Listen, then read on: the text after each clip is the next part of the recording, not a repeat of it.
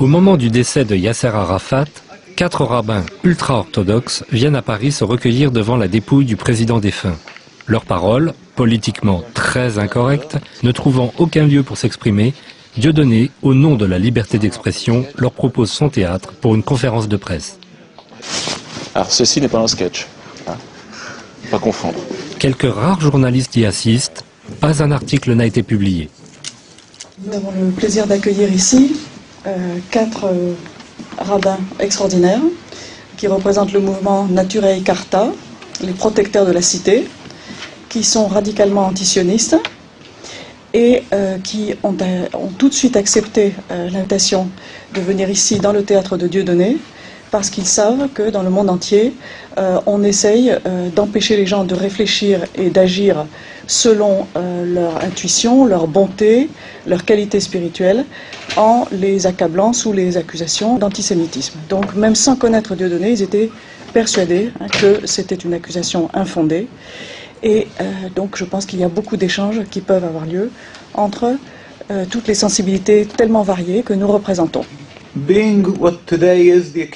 Étant donné la raison de ma présence parmi vous, je pense qu'avant d'aborder les sujets que je vais traiter, je me dois d'évoquer la mémoire du président Abou Ammar Yasser Arafat, qui était un homme exceptionnel, sortant de l'ordinaire.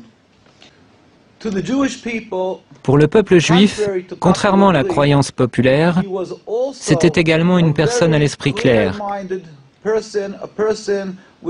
Il avait une vision de l'avenir, une compréhension très profonde de ce qu'est vraiment le judaïsme et de ce qu'est le sionisme.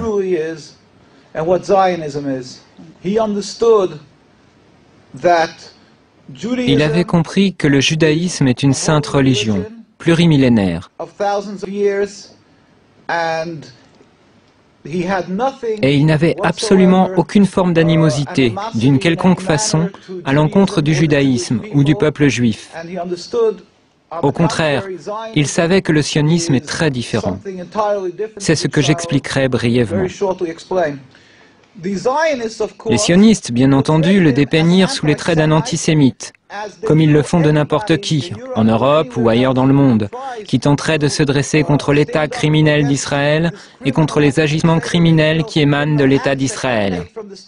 Ils affirment de manière automatique que cet opposant est antisémite, afin d'étouffer son opposition en la faisant passer pour une lutte contre Dieu. Ils donnent à croire que toute personne qui s'oppose au sionisme et à Israël serait quelqu'un qui blasphémerait la Bible et nourrirait de la haine envers les Juifs. Maintenant, je vais vous expliquer brièvement ce qu'est le sionisme. Comme je vous l'ai dit, le judaïsme est une religion plurimillénaire. Elle remonte aux patriarches Abraham, Isaac et Jacob. Le sionisme est à peine centenaire, créé par Theodor Herzl et ses amis, des gens totalement athées, des gens qui étaient totalement étrangers à la religion, qui détestaient la religion. D'après la croyance juive, depuis la destruction du Temple il y a près de 2000 ans, c'est-à-dire depuis l'exil du peuple juif, Dieu a fait jurer au peuple juif de ne point tenter de retourner en masse sur la terre d'Israël.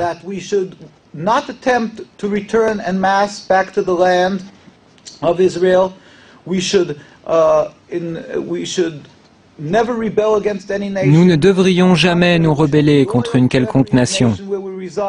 Et nous ne devrions jamais rien tenter afin de mettre un terme au décret exilique émanant de Dieu. Seul Dieu, sans la moindre intervention humaine, peut mettre un terme à cet exil. Et Dieu est très compatissant. Il regarde tous les peuples qu'il a créés, et donc le peuple juif parmi eux, dans l'exil. Et c'est quand il jugera le moment opportun qu'il mettra immédiatement un terme à l'exil. Il se produira alors une révolution métaphysique dans le monde. Le monde entier reconnaîtra qu'il n'y a qu'un seul Dieu, et il le servira, rassemblé dans l'harmonie et la paix.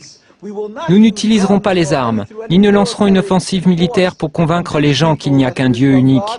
Simplement, nous nous lèverons tous ensemble pour servir Dieu, ce à quoi un juif aspire, ce qu'il espère, ce pour quoi il prie. À l'époque, au début du sionisme, à ses prémices, les rabbins se sont insurgés unanimement. Ils protestaient disant « C'est un blasphème, c'est de la rébellion contre Dieu. Si cette idéologie est mise en application, nous en souffrirons terriblement. » Malheureusement, les sionistes ont réussi. Tout d'abord, ils voulurent aller en Ouganda. Là-bas, il y avait des terres vierges, mais ils comprirent que la nation juive ne les suivrait pas. Aussi se jouèrent-ils et abusèrent-ils des espoirs et des aspirations que pouvait entretenir tout juif à retourner à Jérusalem, et ils leur dirent « Nous sommes en train de vivre les prémices de la rédemption. Viens, suis-nous, retournons ensemble sur la terre d'Israël. » S'appuyant sur l'ignorance des multitudes non-juives dans le monde entier, ils abusèrent de leur compassion, escomptant qu'elle prendrait pour argent comptant ce que dit la Bible, à savoir que cette terre appartient aux Juifs, et diraient qu'on leur donne la terre. Ils ont utilisé ces sentiments afin de poursuivre leur entreprise, de marquer des points sur le terrain, dans l'objectif de s'accaparer la Palestine. La Palestine était un pays peuplé d'êtres humains, les Palestiniens, c'est-à-dire les Arabes habitant cette contrée, ainsi que des Juifs orthodoxes qui craignent Dieu. Et tous dirent comme un seul homme, « Nous ne voulons pas d'un État d'Israël, nous ne voulons pas de ça. » Et étant donné que les sionistes ont usurpé la terre, qu'ils sont allés en Palestine et qu'ils l'ont volée au peuple palestinien, ils ont soumis ce peuple par la force des armes, puis ils l'ont expulsé.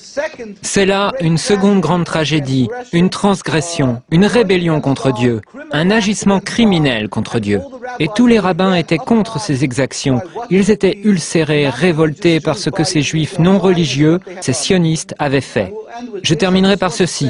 Je tiens à dire simplement que les sionistes, bien loin d'être les protecteurs des juifs et les garants d'un havre de sécurité pour eux, sont en réalité les principaux responsables de l'antisémitisme dans l'ensemble du monde. Là où l'antisémitisme n'existe pas, les sionistes le fabriquent. Ils sont les principaux responsables des dissensions et de la haine envers les juifs dans le monde entier. Nous prions. Nous demandons à tout le monde de prier pour la liberté de la Palestine et pour la venue du jour où la gloire de Dieu sera révélée au monde entier et où nous pourrons tous le servir dans la paix et l'harmonie dans un futur proche. Amen. Thank you.